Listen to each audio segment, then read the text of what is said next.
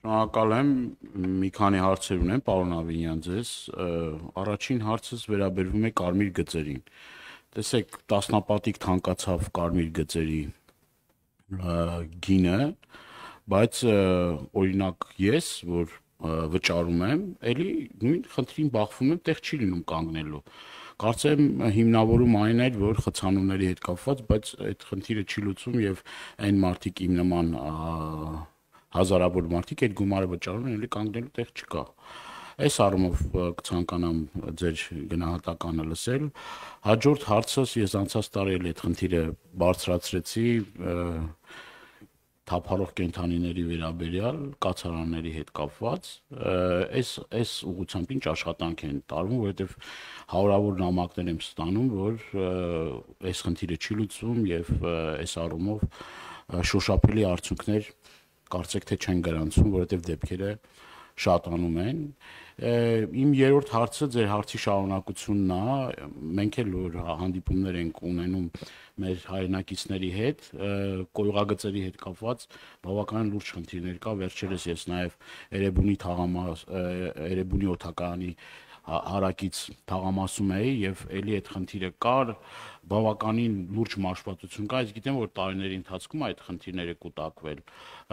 դեռևս խորհրդային ժամանակահատվածից այդ կոյուղագծերը չեն փոխվել, բավականին լուրջ ֆինանսական միջոցներ է պահանջում եւ ես կարծում եմ, որ այս առումով կառավարությունը պետք է գումարներ հատկացվի, որովհետեւ այդ մարդիկի վիճակի չեն այդ խնդիրները լուծել, բյուջեն էլ քիչ է հասկանալի, Երևան քաղաքի բոլոր հարցերը չեն կարող այդ գումարի մեջ տեղավորվել, հասկանալի է այդ ամեն ինչը, բայց մենք պետք է այդ մարդկանց լուծումներ առաջարկենք, թե ոնց ենք, որովհետև այդ վթարներից հետո բավականին լուրջ խնդիրներ առաջանում, հիգիենայի հետ կապված տարբեր խնդիր, չեմ ուզում երկար սրա մասին պարզաբանեմ ասեմ եւ օգտվելով առիթից եւ երրորդ հարցս եմ ուզում տալ, որովհետեւ այդ հարցերը կարեւոր են, բարձրացնում են, ես էլ պետք է այս առումով նաեւ բարձրացնեմ այս խնդիրը եւ ձեր պատասխաններն ակնկալեմ Նուբարաշենի աղբավայրի հետ կապված Քիչ առաջ ես ՏԿ նախարարին այդ հարցը տվեցի, գիտեմ, որ պլանում կա նախատեսված է, որ վերամշակման, բայց կոնկրետ հստակ ժամանակացույց կա, թե երբ է դա լինելու, եւ արդյոք այս հարցն նորից էլի ուզում եմ ուղղել, որովհետեւ ՏԿ նախարարին դա այդ վերամշակման նախատեսված աղբի վերամշակման գործարան որ կլինի հրդեհների հետ կապված կամ այդ հոտի այդ ամեն ինչի մեր քաղաքացիները դուրս այդ խնդիրները ի վերջո լուծվելու է թե ժամանակին նաև ինձ փորձագետները փոխանցեցին որ կար այդ գազի հետ կապված այդ ճապոնական ինչ որ կայաններ 7 հեկտարի վրա եղել եւ չգիտեմ այդ դրա արդյունավետության հետ կապված շնորհակալ եմ նախ անդրադառնամ կոյուղիների հարցին Ուզում եմ արձանագրել, որ 2025 թվականին Հայաստանի Հանրապետության կառավարությունը Երևանի քաղաքապետարան մասնավորապես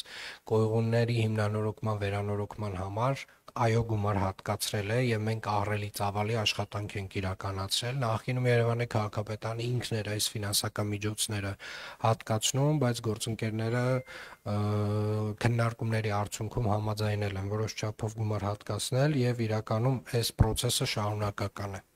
Ինչ վերաբերում է կարմիր գծերին, պարոն Դանելյան, տեսեք, երբ որ մենք փոխում ենք կարմիր գծերի հետ կապված որևէ կարգավորում, լինի ֆինանսական կամ որևէ,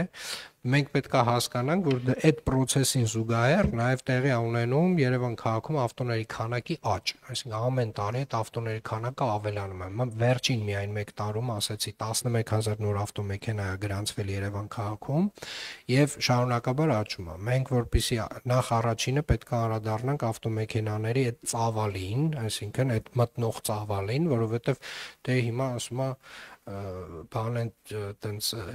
այդ մատերիալից չենք էլի որ կարողանանք տենց այդքան տեղավորվել բայց դրա համար պետքա որոշակի սահմանափակով կարգավորումներ ունենանք բայց կոնկրետ ձեր հարցին ինչպես անենք որ իմանանք արդյոք ես որ գնամ այս հատվածում կարմիր գիծ կգտնեմ թե ոչ հիմա հավելված ենք մենք մշակում էլեկտրոնային հավելված է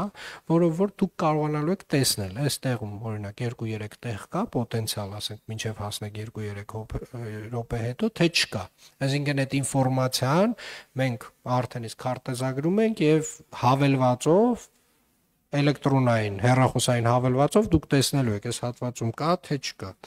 Ինչ վերաբերում է շների կացարաններին, ամենամեծ կացարանի մրցույթը, շինարարության մրցույթը արդեն իսկ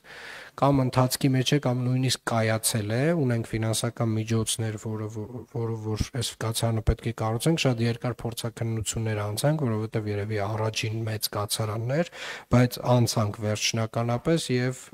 մրցույթի փուլում ենք արդեն շինարարության կացարանի։ Այս տարի վստահորեն կարող ենք ունենալ պայմանագիրը, չեմ կարծում կհասցնենք ամբողջությամբ ավարտել, բայց հաջորդ տարի հաստատ կավարտենք, էլի շատ բարդ աշխատանք չի։ Աղբավայրի խնդիրը պարոն Դանելյան, որպեսզի հասկանանք, 75 տարվա խնդիր է։ 75 տարվա։ Այսինքն մենք իհարկե, այո, ոնց ֆիքսում ենք, որ դա մեր կարևորագույն խնդիրներից մեկն է, եւ 75 տարվա խնդիրը, այո, մի տարում չի լուծվելու, բայց մենք ունենք երկու զուգահեռ Պրոցես համար 1. Մենք իրականացնում ենք մասնավոր գործընկերներից ստացված հայտերով մրցույթ, որը տեղի ունենալու երկու փուլով։ Շուտով առաջին փուլի մասին հայտարարելու ենք։ Այս պահին ոնց որ թե 4 խոշոր ընկերություն հետաքրքրված են նվազագույնը։ Առաջին փուլով ընկերությունները տալու են կոնցեպտուալ, թե ինչ են առաջարկում որպես լուծում, օրինակի համար նոր վերամշակման կայարանը իրենք ինչպես են պատկերացնում։ Երևանի քաղաքապետարանը զտելու է այդ առաջարկվող լուծումներից ամենա իր համար ընդունելի տարբերակը եւ դնելու է արդեն երկրորդ փուլի։ Սա process-ներից մեկն է, այսինքն այդտեղ պոտենցիալ կարող ունենանք հաղթող, բայց որpիսի հանկարծ մի հնարավորությամբ չսահմանափակվենք, մենք պարոն Խուդացյանենց հետ եւ պարոն Խուդացյանենց առաջնորդությամբ գնում ենք նաեւ մեր միջազգային ֆինանսական գործընկերների հետ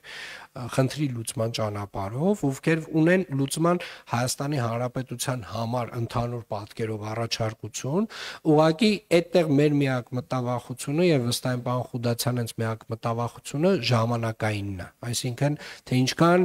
էֆեկտիվ ժամանակի մեջ մենք կկարողանանք այդ երկրորդ ճանապարհով գնալ։ Հիմա այս երկու ճանապարհներից մի օր երբ որ նստենք իրար հետ քննարկելու, արդեն կորոշենք, էլի որ ճանապարհով ավելի էֆեկտիվ գնալը եւ գնալու ենք այն ճանապարհով, որը որ մեզ տալու է լավագույն լուծումները ամենասեղմ ժամկետներում, որովհետեւ այս հրդեհների եւ մնացածի վտանգները իրականում ավելացել են։ Արձագանք մեկ պարոն Դանելյան։ Այո։ Եվս երկու հարց ունեմ, այլի առաջինը վերաբերվում է ուրեմն նկուղներին, այսինքն նապաստարաներին, քաղաքապետարանը այս ընթացքում աշխատանքներ տարվել է, որովհետև սա անվտանգային բավականին լուրջ նշանակություն ունի եւ ես բազմաթիվ անգամ այդ խնդիրները բարձրաձայնել եմ եւ ուզում եմ կոնկրետ թվերով իմանալ արդյոք այդ ուղղությամբ աշխատանք արվում է թե ոչ եւ երկրորդ հարցս էլ վերաբերվում է նույն էլի այդ խցանումներին, բայց հարցս հետեւյալն է. էստակադաններ, նոր որոշակի ճանապարհներ նախատեսվում է թե ոչ, օրինակ նորքից իջնող, եթե չեմ սխալվում, ժամանակի ինչ որ տենց մի պրոյեկտ ես լսել էի, որ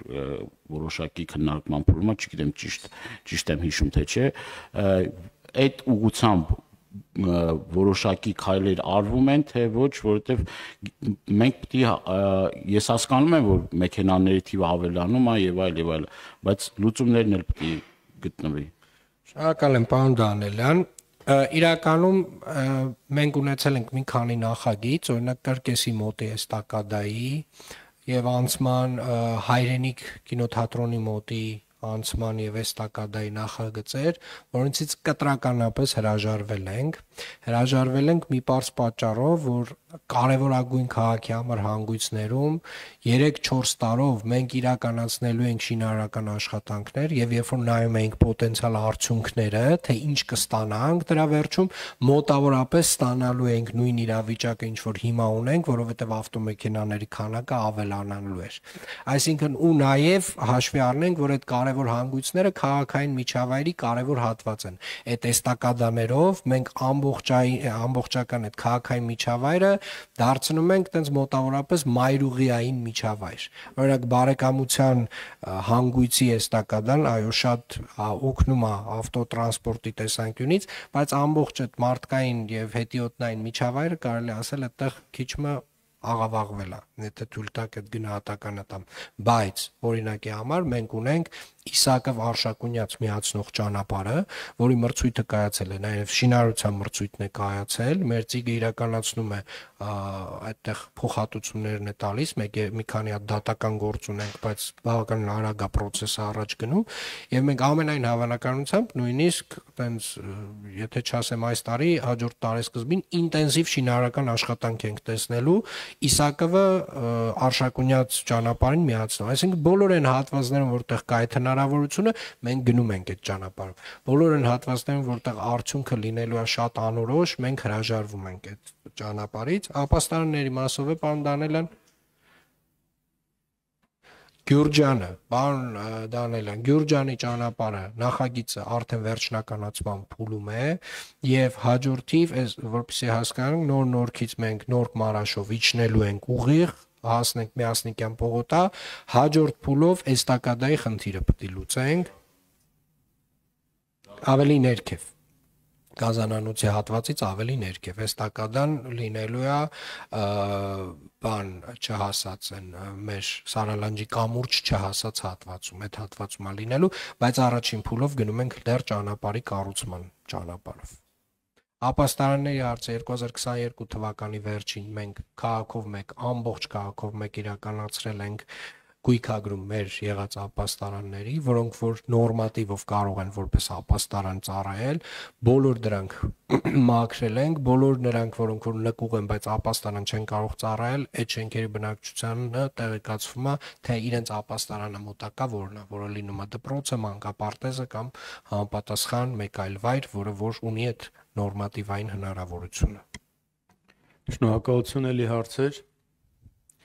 Պարոն Ավինյան, մի կարճ կուզենայի անդրադառնալ, թե տրանսպորտի բարեփոխման ոլորտում ազգային ժողովի կողմից ընդունված այն օրենքը, որը առանց տոմսի ուղևորներին վարչական պատասխանատվության է ենթարկում, ինչ ա տվել, եթե ունենք վիճակագրություն, ինչ ա տվել այդ նախագիծը հարցի լուծման առումով։ Ավտոբուսների մասին էր, չէ՞, խոսք տրանսպորտային։ Պարոն Ղալումյան տվել է այնց մոտավորապես մեր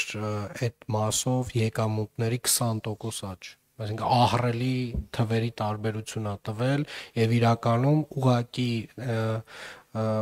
այնց անվճար երթևեկող քաղաքացիների, հանգիստ անվճար երթևեկող քաղաքացիների էական նվազում ունենք։ Հիմա օրինակ երբ որ այդ տուգանքները իրականացնում ենք, շատ այնց կարելի ասել, այնց կետային ենք աշխատում նաեւ, որ հասկանում ենք կոնկրետ որ գծերի վրա կան կրկնվող դեպքեր, այդտեղ ուզում եմ իմանաք, որ ազգային ժողովի մեր գործընկերների նաև շնորհիվ ընդունված օրենքով մեր եկամուտների մի ահռելի